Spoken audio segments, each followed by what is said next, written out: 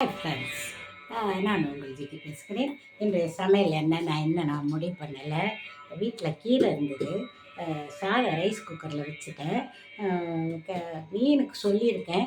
மீன் வந்ததுன்னா மீன் குழம்பு வைப்பேன்.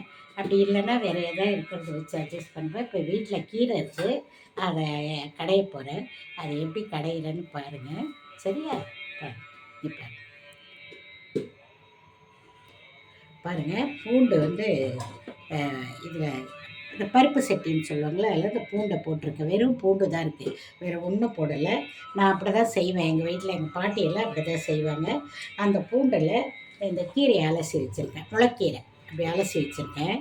அந்த கீரையை அதில் அப்படியே போட்டுடுவோம். போட்டுட்டு வேறு ஒன்றும் நான் போட மாட்டேன். இதில் வெறும் பூண்டு, இந்த கீரை. அண்ணி எல்லாம் என்ன பண்ணுவாங்கன்னா, கொஞ்சோண்டு தேங்காவை திருவி வெந்ததுக்கப்புறம் கடைஞ்சிட்டு கொஞ்சோண்டு தேங்காயை திருவி அது ஒரு சுற்று கடைவாங்க. நான் அதுவும் போட மாட்டேன். கொஞ்சோண்டு தண்ணி ஊற்றிக்கலாம். அந்த இதில் பாருங்கள், அப்படி தண்ணியை ஊற்றிக்கிட்டு அடுப்பை பற்ற வச்சுருவோம். பற்ற வச்சு ஒரு ஆவி அது வேகணும். நம்ம அது வரைக்கும் அதை மூடி வச்சுருவோம். அப்படி மூடி வச்சிட்டோம்னா ஒரு ஆவி அப்படி வந்த உடனே நான் திருப்பி போடும்போது உங்களுக்கு காமிக்கிறேன். சரியா? ஹாய் ஃப்ரெண்ட்ஸ், பார்ப்போமா? இப்போ கீரை வந்து கொஞ்சம் திருப்பி போடணும். கீரையை பாருங்கள் எப்படி இருக்குன்னு உங்களுக்கு தெரியும்னு நினைக்கிறேன். பண்ணும்போது அதை ஒரு கரண்டி எடுத்து அப்படியே திருப்பி இப்படி போட்டுட்டோம்னா மேலே இருக்கிற கீரைலாம் அப்படியே கொஞ்சம் நேரம் சுருங்கிடுச்சு. பார்த்தீங்களா? கீரை அப்படியே கொஞ்சம் நேரம், இன்னும் கொஞ்சம் நேரம் வேகணும். இன்னும் கொஞ்சம் நேரம் வேகணும். கொஞ்சம் கூட தண்ணி ஊற்றிக்கணும். தண்ணி சொல்லிட அடி பிடிச்சிடும். கொஞ்சம் தண்ணி ஊற்றி வச்சு திருப்பி மீண்டும் அது கொஞ்சம் நேரம் இப்படி வேகட்டும். வெந்தவுடனே நம்ம வந்து அதை எப்படி கடையிறேங்கிறது உங்களுக்கு நான் காமிக்கிறேன். பாருங்கள், வெங்காயம் சாம்பார் வெங்காயம் உரித்து வச்சுருக்கேன். இன்னும் எனக்கு மீன் வரலை. வந்துச்சுன்னா தான் மீன் குழம்பு வைப்பேன். இல்லை அது அப்படியே வேறு எதையாவது போட்டு குழம்பு வச்சுருவேன். அது என்ன பண்ணுறேங்கிறது உங்களுக்கு நான் காமிக்கிறேன். சரியா? ஹாய் ஃப்ரெண்ட்ஸ், இப்போ நம்ம வந்து இதை திறந்து பார்த்துருவோமா? வெந்துருச்சா கீரை என்னன்னு பார்க்கலாம். எனக்கு தெரிஞ்சு வெந்துருச்சு. நல்லா பாருங்கள், இப்படி அமுத்தி பார்த்தோம்னா இந்த இப்படி எடுத்து பார்த்தோம்னா கொஞ்சம் இந்த தண்டெல்லாம் வெந்திருக்கணும். வெந்துருச்சு, போதும். மத்து போட்டு கடைஞ்சோம்னா அது சரியாக போயிடும்.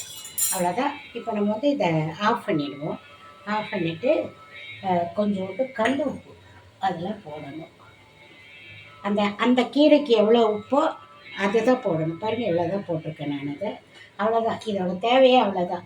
இதை என்ன பண்ணிடணும், இந்த பாருங்கள், அந்த மத்து இருக்குது பார்த்தீங்களா? இந்த மத்தால் இந்த அடுப்பை அணைச்சிட்டேன். ஒரு மாதிரி துணி எதையாவது பிடிச்சி இப்படி கடைஞ்சிடணும். இப்படியே கடைஞ்சிடணும். இது ஒரு சிலர் என்ன பண்ணுவாங்க, கையில் ஆவி அடிக்கும். அதெல்லாம் பார்த்து தான் பண்ணணும். ஒரு சிலர் என்ன பண்ணுவாங்க, மிக்சியில் போட்டு அரைச்சிடுவாங்க. மிக்சிலெல்லாம் போட்டு அரைச்சா அது சரி வராது. எனக்கு பிடிக்காது அது. அதனால் நான் வந்து இப்படித்தான் செய்வேன். மிக்சியில் போட்டு அரைச்சா அது ஏதோ ஒரு மாதிரி ஆகிடும். நம்ம அது பிறகு அது இப்படி தான் செய்யணும். அப்படியே கடைஞ்சிக்கிட்டே இருந்தோம்னா ஒரு நிமிஷம் அப்படியே நைஸாகிடும். அப்படியே கீரை கை வலிச்சா கொஞ்சம் நேரம் விட்டுட்டு கடையலாம். நான் உங்களுக்காக இப்போ இந்த ஸ்டவ் மேலே வச்சு உங்களுக்கு தெரியணுமேன்னு பண்ணுறேன். ஆனால் இதை நான் கீழே எடுத்து வச்சு நிதானமாக கொஞ்சம் நேரம் டைம் விட்டு இப்போ பாருங்கள். இப்போவே பாருங்கள், உங்களுக்கு தெரியும் எவ்வளோ நைஸாகிடுச்சின்னு பாருங்கள். உப்பு போட்டுட்டேன். இது வந்து அவ்வளோ ருசியாக இருக்கும். இல்லை ஒரு சிலர் என்ன பண்ணுறாங்க, ஜீரகம் போடுறாங்க. ஒரு சிலர் கீரை, எங்கள் அண்ணியில் வந்து கீரை இல்லை. இப்போ இந்த டைமில் கொஞ்சோண்டு கீரைங்க தேங்காய் திருவி இதில் போட்டு நல்லா ஒரு கடை கடைஞ்சா அது செம டேஸ்ட்டாக இருக்கும். இது பாருங்கள் எவ்வளோ கடைஞ்சிடுச்சு பார்த்தீங்களா? அவ்வளோதான் கீரை. இதை வந்து நம்ம சாப்பிடும்போது தொட்டு சாப்பிட்லாம். எங்கள் பாட்டியெல்லாம் நல்லெண்ணெய் ஊற்றி சாப்பாட்டில் போட்டு அதை பிடிச்சி சாப்பிடுவாங்க. ஏதாவது பக்கத்தில் காய்கறி ஏதாவது ஊறுகாய் துவையல் அப்படி வச்சுக்கிட்டு ரொம்ப அருமையாக இருக்கும். இது மாதிரி சாப்பிட்டு பாருங்கள் நீங்கள். நான் நெக்ஸ்ட்டு என்ன குழம்பு வைக்கிறேங்கிறத உங்களுக்கு காமிக்கிறேன். சரியா? ஹாய் ஃப்ரெண்ட்ஸ், இன்னும் மீன் வரலை. வருதா என்னன்னு எனக்கு தெரியல. கீரை கடைஞ்சிட்டேன். ரைஸ் இருக்குது. அப்பளம் வறுத்து சாப்பிட்டுக்கலாம் லேட் ஆச்சுன்னா. இல்லை வந்துருச்சுன்னா நான் மறுபடியும் உங்களுக்கு இதை கட் பண்ணிவிட்டு அடுத்த வீடியோவில் என்ன குழம்புங்கிறத காமிக்கிறேன். Okay bye. இல்லைன்னா இன்றைக்கி சாப்பாடு இவ்வளோ தான். சாப்பிடும்போது காமிக்கிறேன். Okay bye.